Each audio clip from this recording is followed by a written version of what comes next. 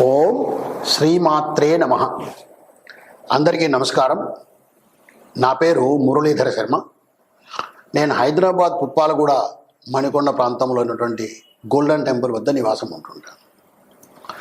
ఈరోజు మనము ఈ వీడియోలో జాతకం ద్వారా వివాహములో ఉన్నటువంటి ప్రతిబంధకాలు, అంటే వివాహం జరిగేటప్పుడు వివాహం ఆలస్యం కావడం అనేటువంటిది ఒక సబ్జెక్ట్ అయితే, ఆ వివాహం నిలవకపోవడము, పునర్వివాహానికి వెళ్ళేటువంటి పరిస్థితి రావడం కూడా ఇప్పుడు సర్వసాధారణమైపోయింది మన హైందవ సమాజంలో. కాబట్టి ఈరోజు నేను మీకు ఈ వీడియో ద్వారా ఏం చెప్పే ప్రయత్నం చేస్తానంటే, మొదటి వివాహం ఏదైనా ఇబ్బంది అయ్యే పరిస్థితి ఉందా, రెండవ వివాహానికి వెళ్ళేటువంటి పరిస్థితులు ఈ జాతకం ద్వారా ఏమైనా ఉన్నాయా అనేటువంటివి తెలిపే ప్రయత్నం చేస్తాను. అయితే ముందుగా మనము వివాహం అన్నప్పుడు, ఈ పెళ్ళి అన్నప్పుడు దాని గురించి ముందుగా మనం తెలుసుకోవాలి. ఈ జాతకంలో పెళ్ళి అనేటువంటిది, వివాహం అనేటువంటిది ఎక్కడ చూడాలి, ఏం పరిశీలించాలి, ఏం పరిశీలిస్తే మనకు ఈ అసలు వివాహం అనేది ఉందా, ఉంటే మొదటి వివాహం ఏమవుతుంది అనేటువంటిది మనం అర్థం చేసుకునే ప్రయత్నం చేయవచ్చు. కాబట్టి వివాహ ప్రతిబంధకాల్లో ఈ ద్వితీయ వివాహానికి వెళ్ళే అవకాశం ఈ జాతకం ద్వారా ఏదైనా ఉందా అనేది తెలుసుకునే ప్రయత్నం చేద్దాం. వివాహము అన్నప్పుడు ముఖ్యంగా మనం గమనించాల్సిన అంశం ఏంటంటే, ప్రస్తుత సమాజంలో వచ్చినటువంటి మార్పుల వల్ల 25 నుంచి 28 ఏళ్ల వయసు లోపల వివాహం జరిగితే త్వరగా జరిగినట్టే భావించుకోవచ్చు. ఎందుకంటే 33, 35, 38 వాళ్ళ జాతకాలు కూడా వస్తున్నాయి మనకి మధ్యకాలంలో. 28 దాటితే కాస్త వివాహం ఆలస్యమైందని అనుకోవచ్చు. కాబట్టి 25 నుంచి 28 ఏళ్ల వయసు లోపల వివాహ ప్రయత్నం చేస్తే తప్పక బాగుంటుంది. రెండో విషయం, మనము జాతకంలో ఏ గ్రహాలను పరిశీలించాలి.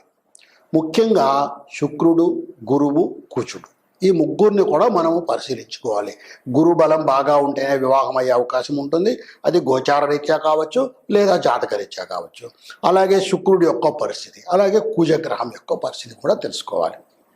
తర్వాత ఈ గ్రహాలు ఉన్నటువంటి స్థానాలు ఏంటి, ఈ గ్రహాలను ఎవరు చూస్తున్నారు, లేదా వివాహ స్థానాన్ని ఎవరు చూస్తున్నారు. శుభగ్రహాలు చూస్తే త్వరగా వివాహం అయ్యే అవకాశం ఉంది. శుభగ్రహాలు అన్నప్పుడు చంద్రుడు, అలాగే బుధుడు పరిస్థితిని బట్టి ఏ గ్రహంతో కలిసి ఉన్నాడనే దాన్ని బట్టి బుధుడు, గురువు, శుక్రుడు, ఈ గ్రహాలు మనం శుభగ్రహాలుగా చెప్పుకుంటున్నాం. అలాగే చంద్రుడు కూడా మనకు పౌర్ణమి చంద్రుడు, తర్వాత అష్టమి తర్వాత చంద్రుడు, ఇలా దీని ఆధారంగా మనము శుభగ్రహం, అశుభగ్రహం అనేది కూడా నిర్ణయించుకోవాలి. కాబట్టి చంద్రుడు, బుధుడు, గురువు, శుక్రుడు అనేటువంటి ఈ గ్రహాల యొక్క పరిస్థితి కూడా మనకు చాలా ముఖ్యమవుతుంది జాతకంలో. అలాగే రాశులు కూడా మనం తెలుసుకోవాలి. వృషభం, కర్కాటకం, కన్య, వృశ్చికం, మకరం, మీనం. వృషభం, కర్కాటకం, కన్య, వృశ్చికం, మకరం, మీనం, ఈ రాశులు శుభరాశులు. ఈ రాశుల్లో ఉన్నప్పుడు, గ్రహాలు బాగా ఉన్నప్పుడు, గ్రహాల యొక్క దృష్టి బాగా ఉన్నప్పుడు మనకు వివాహం త్వరగా జరిగే అవకాశం ఉంటుంది. అలాగే ద్విస్వభావ రాశులు అంటాము, అంటే మిథునము, కన్య, ధనుస్సు, మీనము. ఈ 4 రాశుల్లో కనుక గ్రహాలు ఉండి, గ్రహాలు ఉచ్చస్థితిలో ఉండి, లేదా సంపూర్ణమైనటువంటి బలముతో ఉన్న గ్రహాలు అక్కడ ఉన్నట్టయితే కనుక అప్పుడు ఇది ద్వితీయ వివాహానికి వెళ్ళే అవకాశాలు ఎక్కువగా ఉంటాయి. ద్విస్వభావ రాశులలో ఏ ఏ గ్రహాలు ఉన్నాయి అనేటువంటిది మనము తెలుసుకోవాల్సిన అవసరం ఉంటుంది. అలాగే లగ్నం యొక్క పరిస్థితి ఏమిటి, లగ్నంలో ఏ గ్రహాలు ఉన్నాయి, లేదా లగ్నాన్ని ఏ గ్రహాలు చూస్తూ ఉన్నాయి అనేటువంటిది కూడా ముఖ్యమైనటువంటి అంశం. తర్వాత సప్తమ స్థానము, నవమ స్థానము, అలాగే ద్వితీయము, కుటుంబ స్థానం కూడా. ఈ 4 స్థానాలను, అంటే లగ్నము మొదటిది, రెండవది, అలాగే సప్తమ స్థానము, నవమ స్థానం, ఈ 4ంటిని కూడా మనం తప్పకుండా పరిశీలించాలి. గ్రహం యొక్క ఉచ్చ నీచ స్థితులు ఏమిటో తెలుసుకోవాలి, గ్రహం యొక్క దృష్టిలు తెలుసుకోవాలి, గ్రహాల యొక్క శత్రు మిత్రత్వాలు కూడా తెలుసుకోవాలి. అంటే ఒక జాతకాన్ని మనం సమగ్రంగా పరిశీలించి ఈ జాతకంలో ఏమైనా సమస్యలు ఉన్నాయా, ఈ జాతకంలో ఈ వివాహం, ఈ స్త్రీకి లేదా ఈ పురుషుడికి వివాహం జరిగితే ఇది మొదటి వివాహము, ఈ వివాహంలో ఏమైనా ప్రతిబంధకాలు ఏర్పడి, ప్రతిబంధకాలు అంటే ఎలాగా, వివాహము విడిపోవడం కావచ్చు, అంటే ఈ భార్యాభర్తల మనస్పర్ధల వల్ల వాళ్ళు విడిపోవడం కావచ్చు, లేదా అకాల మృత్యు వల్ల భర్తనో లేదా భార్యనో దుర్మరణం పాలవటము, ఇలా అనేక విధాలుగా మొదటి వివాహం చెడిపోయి అది రెండో వివాహానికి వెళ్ళేటువంటి పరిస్థితి ఉంటుంది. కాబట్టి దాన్ని కూడా తెలుసుకోవాలంటే మనము గ్రహాలు, రాశులు, తర్వాత భావాలు, ఉచ్చ నీచ స్థితులు, గ్రహ దృష్టులు, గ్రహం యొక్క శత్రుత్వ మిత్రత్వాలు, ఇలా అనేక విషయాల్లో మనము ఒకసారిగా సమగ్రంగా పరిశీలించుకోవాల్సి ఉంటుంది. మీకు ప్రత్యేకంగా నేను ఒక విషయం చెప్పాలనుకుంటున్నాను. గ్రహ దృష్టి అనేటువంటిది కూడా చాలా ముఖ్యమైనటువంటిది. ప్రతి గ్రహం కూడా తను ఉన్న ఇంటి నుంచి 7వ ఇంటిని చూస్తుంది. రాహుకేతువులు మినహాయించి మిగిలిన గ్రహాలన్నీ కూడా చూస్తాయి. శని తను ఉండే రాశి నుంచి అదనంగా 7వ ఇంటిని మాత్రమే కాకుండా 3వ ఇంటిని అలాగే 10వ ఇంటిని కూడా చూస్తాడు. ఇక్కడ శని మనకు పాపగ్రహము. తర్వాత ఈ గ్రహం యొక్క దృష్టి 3వ ఇంటి మీద 10వ ఇంటి మీద కూడా ఉంటుంది. అలాగే కుజుడు తను ఉండే రాశితో పాటు 7వ రాశిని కాకుండా 4, 8 స్థానాలను కూడా చూస్తాడు. తరువాత గురువు తను ఉండే రాశి నుంచి 7వ రాశి స్థానాన్ని కాకుండా అదనంగా 5, 9 స్థానాలను కూడా చూస్తాడు. అంటే శని కుజ గురువులకు 7వ స్థానం కాకుండా అదనంగా మరి 2 స్థానాలను కూడా వాళ్ళు చూసే అవకాశం ఉంది. ఈ గ్రహ దృష్టి మనము శని పాపగ్రహం అలాగే కుజుడు పాపగ్రహం, ఈ శని కుజుల దృష్టి కనుక ఉన్నట్టయితే అప్పుడు ఆ వివాహం ఏమవుతుందని కూడా మనము తెలుసుకోవచ్చు. ఈ విధంగా మనకి ఇప్పుడు ఒక విషయం అర్థమైంది. అంటే గ్రహ స్థితిని బట్టి, అంటే గ్రహాలు ఎక్కడ ఉన్నాయి, ఏ స్థానాల్లో ఉన్నాయి, 7వ స్థానంలో ఉందా, 8వ స్థానంలో ఉందా, 9వ స్థానంలో ఉందా, ద్వితీయ స్థానంలో ఉందా, అలాగా ఉచ్చ స్థితిలో ఉందా, నీచ స్థితిలో ఉందా, అలాగే కేంద్రము కోణం ఇవి కూడా మనకు ముఖ్యమవుతాయి. కేంద్రం అంటే 1, 4, 7, 10 స్థానాలు కేంద్రం అంటారు. అలాగే 5, 9 స్థానాలను కూడా కోణ స్థానాలు అంటారు. ఈ విధంగా కేంద్రములో ఉన్నాయా గ్రహాలు, కోణంలో ఉన్నాయా, పాపగ్రహం కేంద్రంలో ఉందా లేదా కోణంలో ఉందా, శుభగ్రహం కేంద్రంలో ఉందా కోణంలో ఉందా, ఏ గ్రహాలు వాటి దృష్టి కలిగి ఉన్నాయి అనేటువంటిది మనము కొంత పరిశీలించినట్టయితే మొదటి వివాహంలో ఏదైనా ఆటంకాలు ఏర్పడే పరిస్థితి ఉందా, తర్వాత 2వ వివాహానికి వెళ్ళే అవకాశం ఉందా అనేటువంటి, 2వ వివాహానికి వెళ్ళేటువంటి పరిస్థితి ఉందా అనేటువంటిది మనము సమగ్రంగా తెలుసుకోవచ్చు. ఇప్పుడు నేను ద్వితీయ వివాహం జరిగేటువంటి కొన్ని సందర్భాలు మీకు చెప్పే ప్రయత్నం చేస్తాను. సంపూర్ణంగా జాతక భాగం అంతా ఈ వీడియోలో వివరించడం సాధ్యం కాదు. కాబట్టి మీరు ఏదైనా జాతకం వచ్చినప్పుడు తగినటువంటి జ్యోతిష పండితులకు చూపించి, మీకు జ్యోతిష్యం మీద విశ్వాసం ఉంది కాబట్టి ఆ విశ్వాసంతో తగిన జ్యోతిష పండితుడికి చూపించి మీరు తగిన నిర్ణయం తీసుకోవాలి. నేను కొన్ని విషయాలు ఇక్కడ సమగ్రంగా చెప్పే ప్రయత్నం చేస్తాను. స్త్రీ లేదా పురుష జాతకంలో ఈ ద్వితీయ వివాహం ఉందా అనేటువంటిది మనం ఎలా తెలుసుకోవాలి అంటే, ముఖ్యంగా మాంగళ్య దోషము అనేటువంటిది ఎక్కువగా ప్రచారంలో ఉన్నటువంటిది కాబట్టి అదొకటి. తర్వాత ఆయుర్భావం ఎలా ఉంది, 8వ స్థానం ఎలా ఉంది అనేటువంటిది కూడా తెలుసుకోవాల్సిన పరిస్థితి ఉంటుంది. జన్మ కుండలిలో అన్యోన్య స్థితి అంటే గ్రహమైత్రి అని చూస్తాం మనం. అంటే ఇప్పుడు రవికి ఏ గ్రహాలు మిత్రత్వాలు, ఏ గ్రహాలతో శత్రుత్వం ఉంది, చంద్రుడికి ఏ గ్రహాలు శత్రుత్వం ఉంది, ఇలా ప్రతి గ్రహానికి కూడా శత్రు మిత్ర గ్రహాలు ఉంటాయి. వాటిని ఆధారం చేసుకొని గ్రహ మైత్రి ఎలా ఉంది అనేటువంటి తెలుసుకోవడం కూడా ఒక ముఖ్యమైనటువంటి అవసరం. ఆ గ్రహ మైత్రి సక్రమంగా లేకపోతే ఈ భార్యాభర్తల మధ్య మనస్పర్ధలు వచ్చే అవకాశం ఉంది. అయితే ఆ మనస్పర్ధలు ఎంత తీవ్రమైనటువంటి రూపం తాలుస్తాయి, ఏమి దాని ఫలితం అనేటువంటి చూడాలంటే జాతకాన్ని మళ్ళా సంపూర్ణంగా పరిశీలించాలి. అదేవిధంగా ఈ అమ్మాయి జాతకంలో 7వ స్థానము 8వ స్థానంలో ఏముందనేటువంటిది చూడాలి. వరుడి జాతకంలో అయితే 7వ, 5వ, 8వ స్థానం కూడా పరిశీలించాలి. ఇప్పుడు మనము కొన్ని పరిస్థితులు మనం చూసుకున్నాం. ఇప్పుడు 7వ భావము, ద్వితీయ భావము, ద్వాదశ భావము, ఈ భావాల్లో ద్వాదశ గ్రహాలు ఎలా ఉన్నాయో చూసుకుంటాం. కళత్ర భావం అంటే 7వ స్థానం మీద చెడు గ్రహ దృష్టి ఉందా అనేటువంటిది చూడాలి. అలాగే నవాంశ చక్రాన్ని కూడా మనం పరిశీలించాల్సి ఉంటుంది. నవాంశ చక్రంలో ముఖ్యంగా చంద్రుడు, గురుడు, శుక్రుడు యొక్క స్థితి ఏమిటి, ఎలా ఉన్నారు, ఈ 7వ నవాంశలో ఎలా ఉన్నారు అనేటువంటిది చూసే ప్రయత్నం చేయాలి. ఇప్పుడు మనము ద్వితీయ వివాహానికి వెళ్ళేటువంటి పరిస్థితులు ఏంటనేది కొన్ని ఉదాహరణలు చెప్తాను నేను. ఇప్పుడు 7వ భావము 7వ భావ అధిపతి, 7వ భావము 7వ భావ అధిపతి, వీళ్ళిద్దరూ వివాహము, భర్త భార్య గురించి తెలియజేస్తాయి. అలాగే 9వ భావము 9వ భావాధిపతి, ఈ రెండు కూడా ద్వితీయ వివాహ సందర్భాన్ని తెలుపుతాయి. ఏకాదశ భావం అంటే 11వ స్థానం లాభస్థానము, ఈ అనుకున్న కోరికల గురించి ఇలాంటి వాటిని తెలిపే ప్రయత్నం చేస్తాయి. గురువు స్త్రీ జన్మ కుండలిలో భర్త యొక్క పరిస్థితిని గురించి, అలాగే శుక్రుడు పురుషుడి జన్మ కుండలిలో భార్య గురించి తెలుపుతాయి.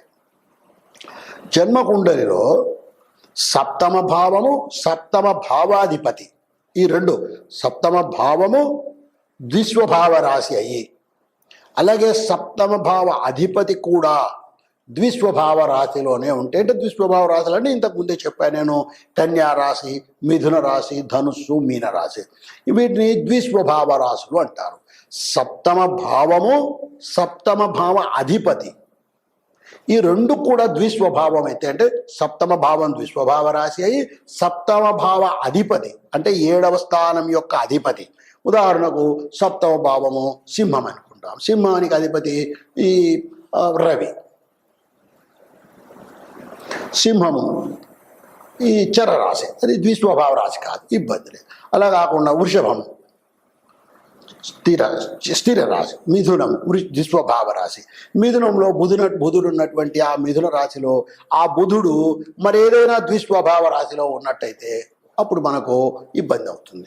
కాబట్టి మనము ఈ విధంగా సప్తమ భావము ద్విస్వభావంగా ఉందా, సప్తమ భావ అధిపతి ద్విస్వభావంలో ఉన్నాడా అనేటువంటివి చూసినట్టయితే మనకు ఈ జాతకంలో ద్వితీయ వివాహం జరిగే అవకాశం ఎక్కువగా ఉందని తెలుసుకోవాలి. అలాగే సప్తమ భావాధిపతి, అలాగే లగ్నాధిపతి నవాంశ చక్రంలో మరియు భావచక్రంలో ఇద్దరు ద్విస్వభావంలో, ఇందాక మనం ఏం చెప్పుకున్నాము, జన్మకుండలలో సప్తమ భావము, సప్తమ భావ అధిపతి ఇద్దరు ద్విస్వభావ రాశిలో ఉంటే ద్వితీయ వివాహానికి అవకాశం ఉంది అని చెప్పుకున్నాం. ఇప్పుడు మనం ఏం చెప్తున్నాము, సప్తమ భావ అధిపతి మరియు లగ్నాధిపతి, లగ్నాధిపతి వేరు, సప్తమ భావాధిపతి వేరు, ఈ ఇద్దరు కూడా నవాంశ చక్రములో మరియు భావచక్రంలో ఇద్దరు ద్విస్వభావ రాశులలో ఉంటే సప్తమ భావాధిపతి లగ్నాధిపతి, ఇంతకుముందు సప్తమ భావము సప్తమ భావ అధిపతి, ఇప్పుడు సప్తమ భావము అధిపతి లగ్నాధిపతి, వీళ్ళిద్దరు కూడా ద్విస్వభావ రాశుల్లో కనుక ఉన్నట్టయితే వీళ్లకు ద్వితీయ వివాహానికి వెళ్ళే అవకాశం ఎక్కువగా ఉంటుంది. అలాగే వివాహ స్థానము సప్తమ స్థానము, దాని మీద లేదా సప్తమ స్థాన అధిపతి మీద 2 లేక 3 పాపగ్రహాల యొక్క దృష్టి ఉన్నట్టయితే ద్వితీయ వివాహం జరిగే అవకాశం ఉంది. శని, రాహువు, కేతువు, కుజుడు ఇవి పాపగ్రహాలు. ఇలా ఈ గ్రహాల దృష్టి కనుక సప్తమ స్థానం మీద కానీ లేదా సప్తమ స్థాన అధిపతి మీద కానీ ఈ దృష్టి కనుక ఉన్నట్టయితే ద్వితీయ వివాహానికి వెళ్ళే అవకాశం ఉంటుంది.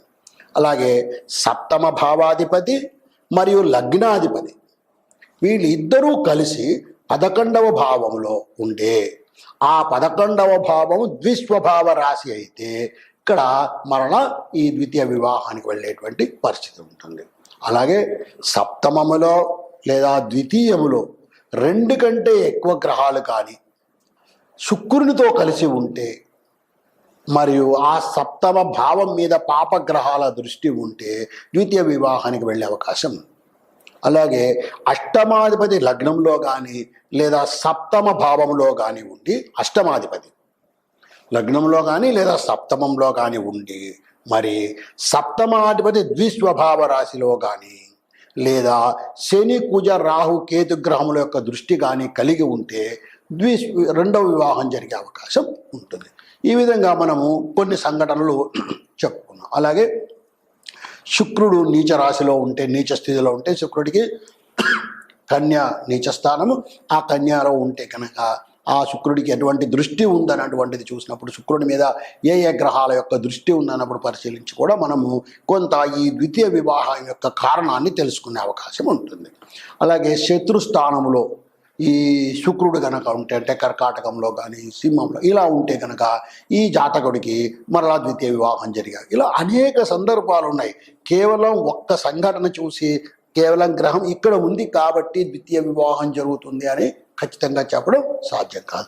అనేక కాంబినేషన్స్ను మనం పరిశీలించాలి. అయితే ఈ కాంబినేషన్స్ను మనం పరిశీలించినప్పుడు ముఖ్యమైన అంశాలు ఏంటంటే ఈ శుక్రుడు, గురువు వీళ్ళిద్దరూ, అలాగే సప్తమ స్థాన అధిపతి, ఈ సప్తమ స్థానము, ఇలా ఈ అంశాలను ఎక్కువగా మనం ఫోకస్డ్గా చూసుకోవాలి. ఈ విధంగా మనము పరిశీలించి ఒక స్త్రీకి కానీ పురుషుడికి కానీ ద్వితీయ వివాహం జరిగే పరిస్థితి ఏమైనా ఉందా అనేటువంటిది మనం తెలుసుకోవచ్చు. సరే, తెలుసుకున్నాం. తెలుసుకున్న తర్వాత ఇప్పుడు మనకు వచ్చినటువంటి జాతకం మొదటి వివాహం గురించి. ఇప్పుడు మనం జాతకం పరిశీలిస్తే దీంట్లో ద్వితీయ వివాహం జరిగేటువంటి అవకాశం జాతకం ద్వారా మనకు కనపడుతుంది. మనకు ఈ సబ్జెక్ట్ మీద మనకు సంపూర్ణమైనటువంటి విశ్వాసం ఉంది కాబట్టి దాన్ని నమ్మి ముందుకు వెళ్ళాలనేటువంటి అభిప్రాయం ఉంది కాబట్టి మనం దీన్ని ఇప్పుడు నమ్మాము, ఈ జాతక భాగాన్ని నమ్మాము. ఈ జాతక భాగాన్ని నమ్మిన తర్వాత మనకు ఆ జాతకాన్ని పరిశీలించినప్పుడు ద్వితీయ వివాహానికి అవకాశం ఉంది అని తెలిసింది. మరి ఇప్పుడు ఏం చేయాలి? మొదటి వివాహం చేయడమే మానేయాలా అంటే అలా కాదండి. ప్రతి దానికి కూడా మనకు మన సాంప్రదాయము, మన శాస్త్రము అనేకమైనటువంటి పరిష్కారాలను తెలియజేసింది. ఉదాహరణకు కుంభ వివాహము అనేటువంటిది ఒకటి, అలాగే అర్క వివాహం, కదలి వివాహం మనం ఎన్నోసార్లు విన్నాం.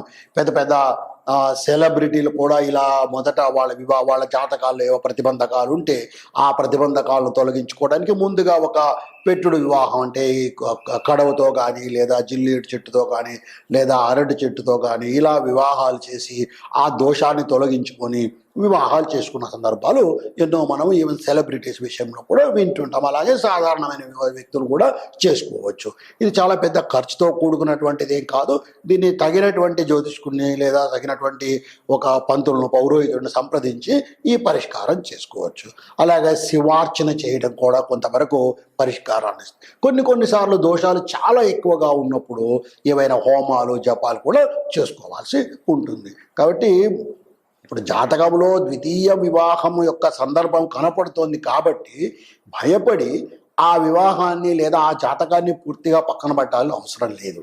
దాంట్లో ఎలాంటి పరిష్కారాలు ఉన్నాయి, మనకు సాంప్రదాయము, మన శాస్త్రము ఏమి చెబుతోంది, దీని పరిష్కారాలు మనం చేసుకోవడం వల్ల ఆ ఆపదను తొలగించుకొని మొదటి వివాహాన్నే మనము బలపరుచుకొని సక్రమంగా ఆ వివాహాన్ని ముందుకు తీసుకెళ్లే అవకాశం ఉంటుంది. ఇప్పుడు నేను మీకు కొన్ని కుండలు తీసుకొని మీకు అంటే మేషరాశి వాళ్లకు గ్రహస్థితి ఎలా ఉంటే మొదటి వివాహం దెబ్బతినే అవకాశం ఉంది, రెండవ వివాహానికి వెళ్ళే అవకాశం ఉంది అనేటువంటి విషయం, అలాగే వృషభ రాశికి, మిథున రాశికి, ఈ విధంగా ఒక్కొక్క రాశికి నేను కొన్ని ఉదాహరణలు ఇచ్చే ప్రయత్నం చేస్తాను. ఇప్పుడు మనము కర్కాటక లగ్నం ఉన్నటువంటి ఒక జాతకాన్ని, ఒక మోడల్ హోరోస్కోప్ని తీసుకొని గ్రహస్థితిని పరిశీలన చేసి ఆ జాతకంలో ఏమైనా మొదటి వివాహంలో ఇబ్బందులు జరిగే అవకాశం ఉందా, ఉంటే అదే ద్వితీయ వివాహానికి వెళ్తుందా, ఎలాంటి పరిష్కారాలు చేసుకోవాలి అనేటువంటిది తెలుసుకునే ప్రయత్నం చేద్దాం. ముందుగా పెన్ను, పెన్సిల్ తీసుకొని ఒక పేపర్ తీసుకొని గ్రహస్థితిని రాసుకునే ప్రయత్నం చేయండి. నేను ఇప్పుడు గ్రహస్థితి వివరిస్తాను. కర్కాటక లగ్నం, లగ్నంలో ఎటువంటి గ్రహాలు లేవు. తర్వాత సింహంలో కుజుడు, కన్యలో గురువు, వృశ్చికంలో రాహువు, కుంభంలో స్వక్షేత్రంలో శని, మేషములో చంద్రుడు శుక్రుడు, వృషభంలో కేతువు, మిథునంలో రవి బుధుడు స్వక్షేత్రంలో ఉన్నాడు. అంటే బుధ శని ఈ రెండు గ్రహాలు కూడా స్వక్షేత్రంలో ఉన్నాయి. మరి ఒకసారి గ్రహస్థితి చెప్తాను. ఇది కర్కాటక లగ్నం, లగ్నంలో ఎటువంటి గ్రహాలు కూడా లేవు. సింహంలో కుజుడు ఉన్నాడు, కన్యలో గురువు, వృశ్చికంలో రాహువు, కుంభంలో శని, మేషంలో చంద్రుడు శుక్రుడు, వృషభంలో కేతువు, మిథునములో రవి బుధుడు ఉన్నారు. ఈ విధంగా ఉంది గ్రహస్థితి. ఈ గ్రహస్థితి ఉన్నటువంటి ఈ కర్కాటక లగ్న జాతకానికి వివాహ ప్రతిబంధకాలు ఏమున్నాయి అంటే, వివాహము ఇబ్బందుల్లో పడే అవకాశం ఉందా, ఉంటే అది ఎంత తీవ్ర స్థాయిలో ఉంది, ఉంటే అది ద్వితీయ వివాహానికి వెళ్ళేటువంటి పరిస్థితి దాకా వెళ్తుందా, లేక మొదటి వివాహాన్ని మనము జాగ్రత్తగా కాపాడుకోవచ్చా అనేటువంటిది చెప్పే ప్రయత్నం చేస్తాను. మొట్టమొదట మనం పరిశీలించాల్సింది లగ్నం. కర్కాటక లగ్నం, లగ్నంలో ఎటువంటి గ్రహాలు లేవు, లగ్నానికి వేరే గ్రహాల దృష్టి కూడా లేదు. కాబట్టి లగ్నం శుభంగానే ఉందని చెప్పచ్చు. లగ్నాధిపతి చంద్రుడు 10వ ఇంట్ల రాజస్థానంలో ఉన్నాడు, మేషంలో ఉన్నాడు. ఈ మేషము చంద్రునికి, మేషానికి కుజుడు అధిపతి, ఇది సమగ్రహం. అలాగే ఎవరితో కలిసి ఉన్నాడు అంటే శుక్రుడితో కలుసుకొని ఉన్నాడు. శుక్రుడు కూడా సమగ్రహమే. కాబట్టి ఈ లగ్న అధిపతి అయినటువంటి చంద్రుడికి కూడా ఎటువంటి ఇబ్బంది లేదు, సాధారణమైనటువంటి పరిస్థితుల్లోనే ఉన్నాడు. ఇక సప్తమ స్థానం మకర రాశి. ఈ మకర రాశికి ఎటువంటి గ్రహ దృష్టి లేదు. అలాగే మకర రాశి అధిపతి అయినటువంటి శని కుంభంలో స్వక్షేత్రంలో ఉన్నాడు.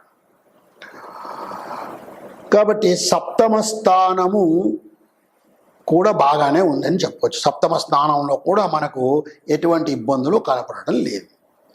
సరే, బాగానే ఉంది. ఇక శుక్రుడు ఈ జాతకానికి చతుర్థాధిపతి, లాభాధిపతి కూడా. ఇటువంటి చతుర్థ లాభాధిపతి ఎక్కడ ఉన్నాడు అంటే రాజ్యస్థానంలో 10వ ఇంట్లో ఉన్నాడు, మేషంలో సమగ్రహ క్షేత్రంలో ఉన్నాడు. శత్రుగ్రహంతో కలుసుకొని ఉన్నాడు, చంద్రునితో శత్రుగ్రహంతో కలుసుకొని ఉన్నాడు, మేషంలో ఉన్నాడు. మేషం తను ఉన్నటువంటి స్థానము సమగ్రహ క్షేత్రం అయినప్పటికీ కలిసి ఉన్నటువంటి గ్రహం చంద్రుడితో కలుసుకొని ఉన్నాడు. సప్తమం రాజ్యస్థానంలో 10వ ఇంట ఉన్నాడు. ఈ 10వ ఇంట ఉన్నటువంటి ఈ 10వ స్థానానికి శని దృష్టి ఉంది 3వ స్థానం నుంచి. శని దృష్టి అంత తీవ్రమైనటువంటి సప్తమం ఏం కాదు, తృతీయం నుంచి, కాబట్టి అంత పెద్ద బలమైనటువంటి దృష్టి ఏం కాదు. అది పాపగ్రహం కాబట్టి కొంత ప్రభావం ఉంటుంది. అంటే శుక్రగ్రహం మీద లేదా ఆ రాజ్యస్థానం మీద శని యొక్క ప్రభావం, శని యొక్క దృష్టి ఉంది. ఈ విధంగా ఉన్నటువంటి గ్రహస్థితి. తర్వాత గురువును మనం పరిశీలించినట్టయితే కన్యా రాశిలో ఉన్నాడు, శత్రుక్షేత్రంలో ఉన్నాడు. సరే, గురువు శత్రుక్షేత్రంలో కన్యా రాశిలో 3వ ఇంట ఉన్నందువల్ల కాస్త వివాహం ఆలస్యం జరగవచ్చు ఈ జాతకులకు. అయితే సప్తమ స్థానము మకరం, ఆ మకరానికి అధిపతి అయినటువంటి శని కుంభంలో స్వక్షేత్రంలో ఉన్నాడు.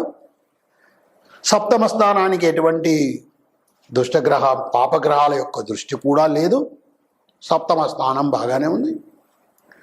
ఎటొచ్చి ఇబ్బంది అంతా ఇప్పుడు మనకు ఉన్నది ఏమిటంటే శుక్రుడు వల్ల. ఈ శుక్రుడు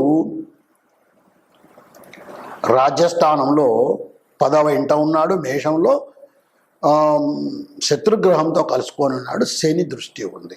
కాబట్టి అవి అంత తీవ్రమైనటువంటి పరిస్థితి, వివాహం విడిపోయేటువంటి తీవ్రమైనటువంటి పరిస్థితి ఈ జాతకం చూస్తే మనకు కనిపించడం లేదు.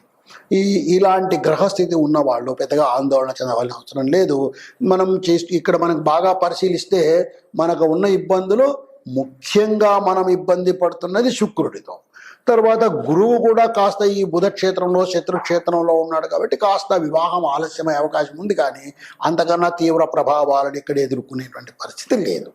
కాబట్టి యథావాత ఇక్కడ మనం చేయవలసింది ఏంటయ్యా అంటే కాస్త శుక్రుడికి శుభం కలిగే విధంగా, ఎందుకంటే వివాహ అనంతరం మనం ఆలోచన చేస్తున్నాం. ఇక్కడ 2 విషయాలు, వివాహం జరుగుతుందా, ఎప్పుడు జరుగుతుంది అనేది ఒక అంశం అయితే, వివాహం జరిగిన తర్వాత వీళ్ళ వివాహం ఎలా ఉండబోతుంది, వీళ్ళ దాంపత్యం ఎలా ఉండబోతుంది అనేది మనం పరిశీలిస్తున్నాం. కాబట్టి అక్కడ మనము ముఖ్యంగా శుక్రుడి మీద బాగా బలంగా మనం పరిశీలించాలి. కాబట్టి శుక్రుడికి అంత తీవ్రమైనటువంటి వ్యతిరేకత ఈ జాతకంలో కనపడడం లేదు. అంటే మేషరాశిలో ఉన్నాడు అంతవరకే.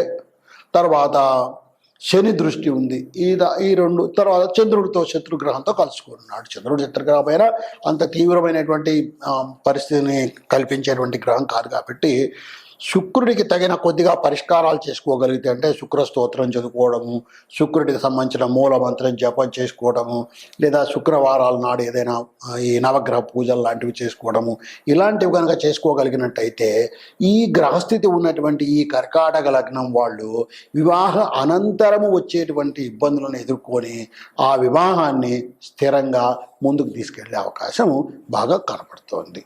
ఓం శ్రీమాత్రే నమః.